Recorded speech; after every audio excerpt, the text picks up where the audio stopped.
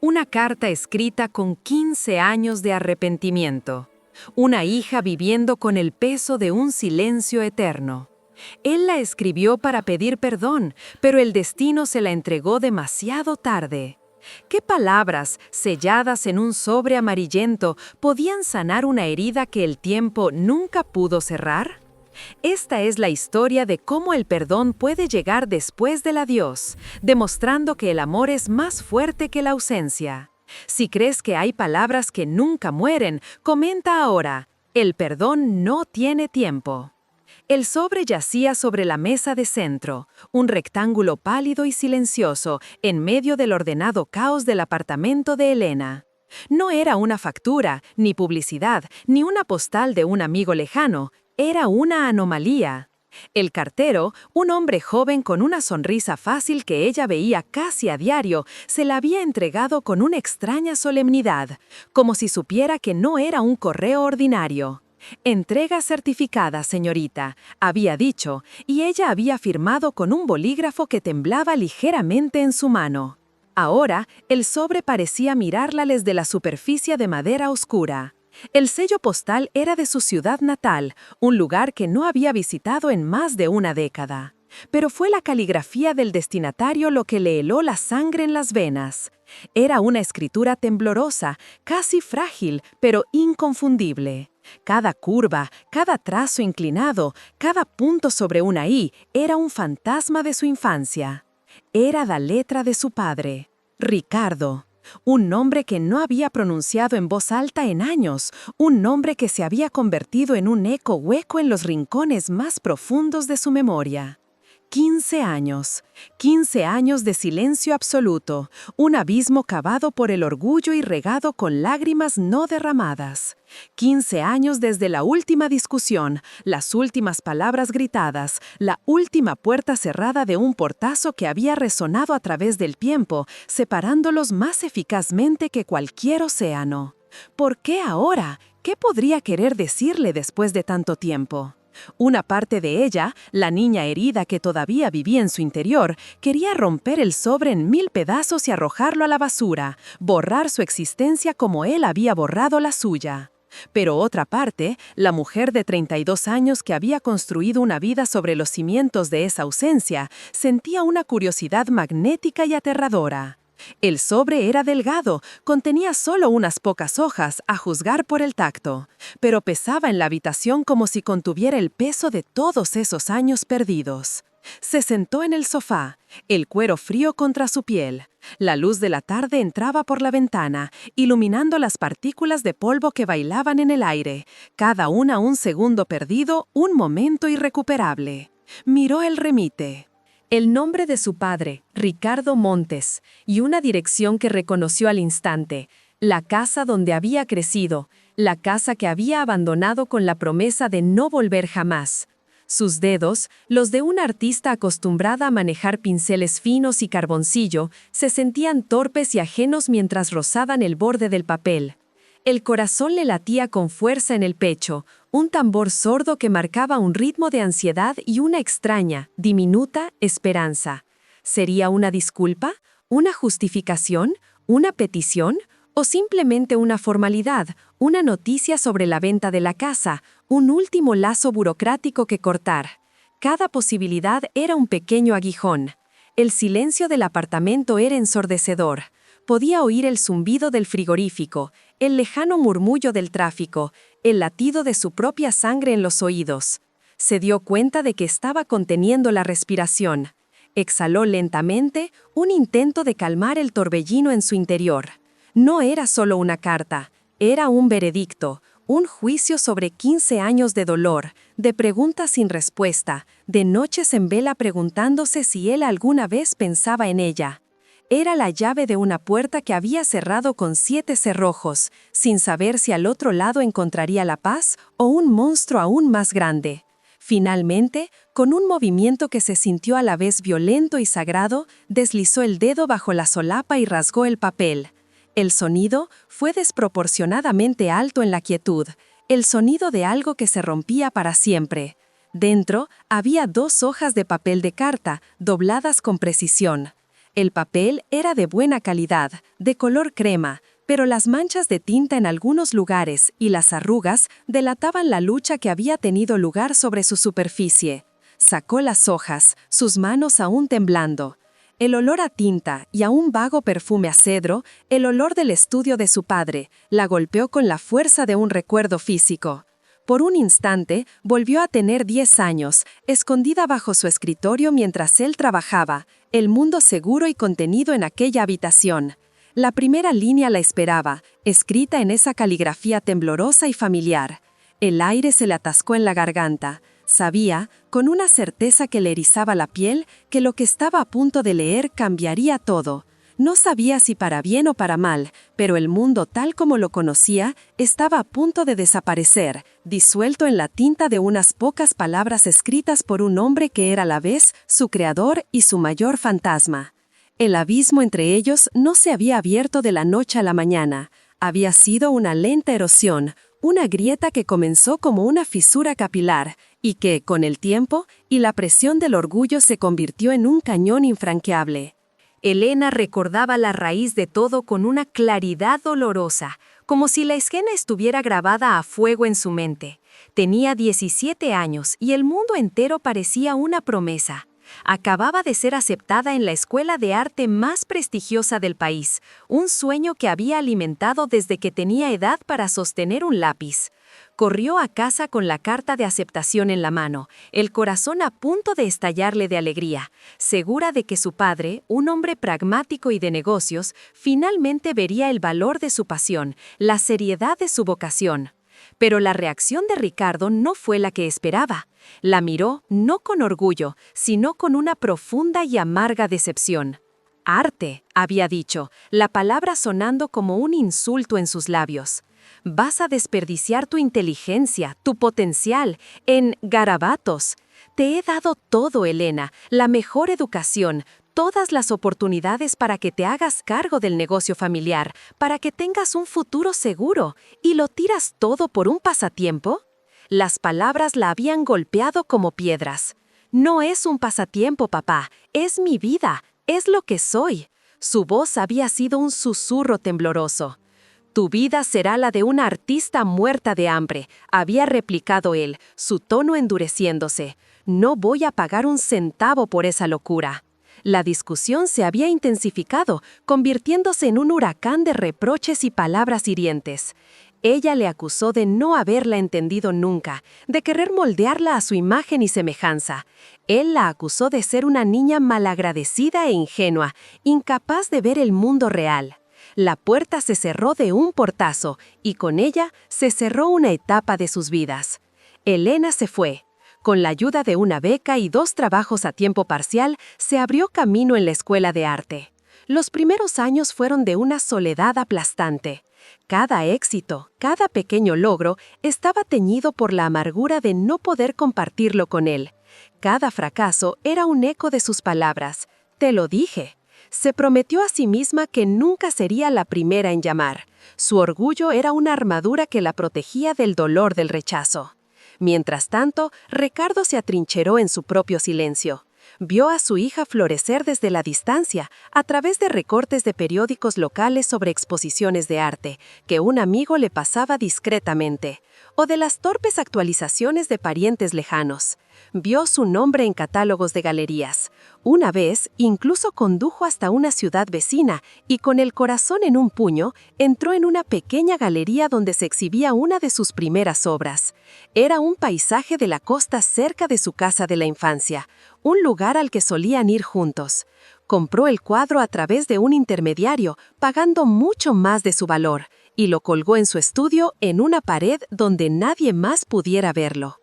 Era su secreto, su penitencia. El tiempo pasó, solidificando el silencio. 15 años. Elena se convirtió en una artista reconocida. Su nombre era respetado en ciertos círculos. Vivía en una ciudad vibrante, rodeada de amigos que se habían convertido en su familia.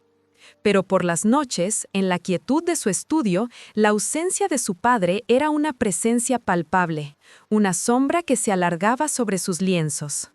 Se preguntaba si él estaría orgulloso, se preguntaba si alguna vez se arrepentía, se preguntaba si seguía vivo. La pregunta la asaltaba en los momentos más inesperados, un golpe frío de pánico. No sabía nada de su salud, de su vida. El orgullo le había costado el derecho a saber. Y ahora tenía la respuesta en sus manos, una carta. La caligrafía temblorosa de repente cobró un nuevo y terrible significado. No era la letra de un hombre en la plenitud de su vida, era la letra de alguien que lucha contra el tiempo, contra la debilidad de su propio cuerpo. El sobre se sentía frágil, como si pudiera desmoronarse en polvo. El mundo exterior se desvaneció. El zumbido de la ciudad, la luz del sol, todo desapareció. Solo existían ella y esas 2 hojas de papel. Desdobló la primera hoja. El texto comenzaba sin preámbulos, como si continuara una conversación interrumpida hacía 15 años. La voz de su padre, una voz que solo recordaba en la ira, ahora le hablaba desde la página con una vulnerabilidad que nunca había conocido. Se preparó para el impacto, respirando hondo, y comenzó a leer. La transición fue casi imperceptible, como si el mundo de su apartamento se disolviera y la voz de su padre llenara el silencio, no desde la memoria, sino desde la tinta impresa en el papel. Las paredes parecieron retroceder y por un instante pudo oler el tabaco de pipa y el cuero viejo de su estudio, el santuario de su infancia. La letra, aunque temblorosa, era clara. Cada palabra cuidadosamente formada, como si cada una llevara el peso de una década. Elena se inclinó hacia adelante, sus ojos recorriendo la primera línea, y el mundo se detuvo. La narración en tercera persona de su vida se desvaneció, dando paso a la confesión en primera persona de un hombre al que creía haber perdido para siempre. La carta no comenzaba con un saludo formal, sino con una imagen, un recuerdo que la transportó instantáneamente a través del tiempo y el espacio, a una tarde de verano cuando el mundo era simple y el amor de su padre era el único universo que necesitaba conocer. La voz en el papel era la de él, inconfundible, y comenzó a hablarle directamente al corazón, derribando los muros que ella había tardado 15 años en construir. Mi querida Elena, anoche soñé contigo. No con la mujer que eres ahora, la artista cuyo nombre a veces veo en internet con un orgullo secreto y doloroso, sino con la niña de 6 años que tenía miedo de los monstruos debajo de la cama. ¿Recuerdas lo que hacíamos? Me llamabas y yo entraba en tu habitación, fingiendo ser un valiente caballero. Inspeccionaba debajo de la cama con una linterna, declarando la zona libre de monstruos, y luego me sentaba en el borde de tu cama hasta que te dormías. Me contabas tus secretos, susurrando sobre el chico que te había tirado del pelo en la escuela o el tesoro que habías enterrado en el jardín. Y yo te escuchaba, sintiendo que en esos momentos, sosteniendo tu pequeña mano entre las mías, yo era el hombre más rico del mundo. Me pregunto, ¿cuándo dejé de ser ese caballero? ¿En qué momento me convertí yo en el monstruo? Escribo esta carta desde mi estudio, el mismo desde el que te veía jugar en el jardín. La habitación está igual, pero todo se siente diferente, más silencioso, más vacío. Hay un cuadro en la pared de enfrente, un paisaje de la costa, con las olas rompiendo en las rocas. Lo compré hace 10 años en una galería de otra ciudad. La firma en la esquina inferior derecha dice E. Mondes. Es la pieza más valiosa que poseo, no por su precio, sino porque es la prueba tangible de que mi mayor error fue pensar que tu arte era un pasatiempo. Era tu alma, y yo fui demasiado ciego y arrogante para verlo. El orgullo, Elena, es un veneno lento. Te convence de que tienes razón, de que tu camino es el único. Te susurra que ceder es de débiles. Y mientras te envenena, construye un muro a tu alrededor, ladrillo a ladrillo, hasta que un día te das cuenta de que estás completamente solo en tu fortaleza, y la persona que más amas está al otro lado, fuera de tu alcance. El día que te fuiste, una parte de mí se fue contigo. Durante semanas esperaba oír tus pasos en la escalera. Durante meses levantaba el teléfono para llamarte, pero el veneno del orgullo era más fuerte. ¿Y si me cuelga?, pensaba. ¿Y si me dice que ya no soy su padre? El miedo al rechazo era peor que la certeza del silencio, así que elegí el silencio. Fue la decisión más cobarde de mi vida. Te pido perdón. Sé que son solo 2 palabras y que llegan con 15 años de retraso. No pueden devolverte los cumpleaños en los que no te llamé, las graduaciones a las que no asistí, los momentos de duda en los que necesitabas a tu padre y yo no estaba allí. No pueden borrar la dureza de mis palabras, el desprecio en mi voz aquel día, pero te las ofrezco con lo que me queda de corazón. Perdóname, hija mía, por mi ceguera. Perdóname por haber puesto mi negocio, mis expectativas, mi estúpido orgullo por encima de tu felicidad. Cada uno de tus éxitos ha sido una mezcla de inmenso orgullo y profunda vergüenza para mí. Orgullo por la mujer increíble en la que te has convertido, por tu talento, por tu fuerza, y vergüenza por no haber estado a tu lado para aplaudirte. El médico me ha dicho que mi tiempo se está acabando. No te escribo esto para que sientas lástima, sino para que entiendas la urgencia, la desesperación que siento por intentar construir un puente sobre este abismo de silencio antes de que sea demasiado tarde. No sé si leerás esta carta. No sé si, al ver mi nombre en el sobre, la quemarás sin abrirla. No te culparía si lo hicieras. Pero si la estás leyendo, quiero que sepas algo que debería haberte dicho todos los días de tu vida. Eres lo mejor que me ha pasado. Desde el momento en que te sostuve en mis brazos, supe que mi propósito en este mundo eras tú. Y fallé en mi propósito. Fallé en proteger tu espíritu, en alentar tus sueños. Y ese es un arrepentimiento que me llevaré conmigo. No te pido que olvides. El dolor que te causé es real y no debe ser minimizado. Solo te pido que, si puedes, encuentres en tu corazón un pequeño rincón donde el recuerdo de aquel padre que cazaba monstruos con una linterna pueda seguir viviendo. Porque ese hombre te amaba más que a su propia vida. Ese hombre, en el fondo, nunca se fue. Solo se perdió. Espero que seas feliz, Elena. Espero que pintes miles de cuadros que llenen el mundo de belleza. Espero que ames y te sientas amada. Y espero que, algún día, cuando pienses en mí, no sea con la amargura de lo que perdimos, sino con la ternura de lo que una vez tuvimos. Cuídate mucho, mi pequeña artista, mi caballero andante, mi hija. Con todo el amor que nunca supe cómo expresar, papá. La última palabra, papá, estaba ligeramente borrosa, como si una gota de agua hubiera caído sobre la tinta aún fresca, o una lágrima. Elena permaneció inmóvil, las hojas de papel temblando en sus manos. El silencio en el apartamento ya no era vacío, sino que estaba lleno de palabras no dichas, de años de anhelo, de un amor tan profundo que había sobrevivido a 15 años de abandono. El papel se sentía cálido al tacto, como si todavía contuviera el calor de la mano que lo había escrito. Podía sentir el peso de cada confesión, la sinceridad de cada disculpa. El padre que había conocido en su memoria, el hombre duro, inflexible y crítico, se había disuelto, reemplazado por el autor de esa carta, un hombre vulnerable, arrepentido y lleno de un amor que lo abarcaba todo.